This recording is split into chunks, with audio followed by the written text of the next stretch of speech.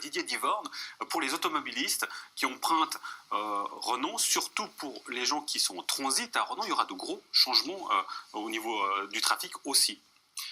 Il y aura des gros changements avec des gros chantiers, peut-être rapidement et en 4 points. Le premier point, il faudra coordonner tous ces travaux. Il y a des travaux communaux, il y a des travaux de tiers, des privés qui sont là. Il y a des travaux CFF. Je vous rappelle juste que l'EMO 2030, c'est des centaines de millions d'investissements entre Lausanne et Renon et la gare de Renon.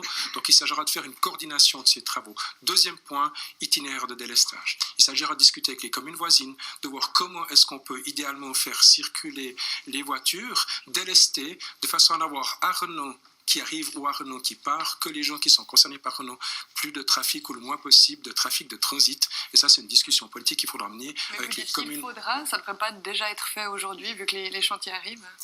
On n'a actuellement pas beaucoup de chantiers qui limitent le trafic entre Lausanne et puis Bussigny en passant au travers Renon, par exemple. Avoir une planification à long terme, se dire, on sait exactement que les voitures devront passer à cet endroit-là. C'est quelque chose qu'il faut qu'on mette en place. À ma connaissance, il y a des discussions aujourd'hui, mais il faudra vraiment régler avec tous les chantiers. On ne connaît pas les impacts de chaque chantier mois par mois.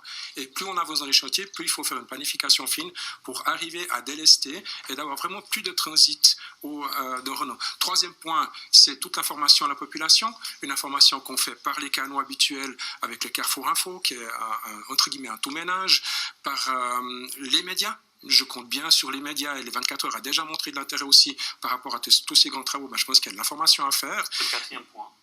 Le quatrième point, ça sera une action politique. Je pense qu'il faudra aussi politiquement se poser la question comment est-ce qu'on incite les gens à laisser leur voiture de côté pendant tous ces grands travaux, d'encourager le transport public, que ce soit le train ou que ce soit les bus. Pendant ces travaux, il faudra vraiment prioriser les transports publics sur la voirie de façon à ce qu'on puisse délester le maximum et encourager les transports publics.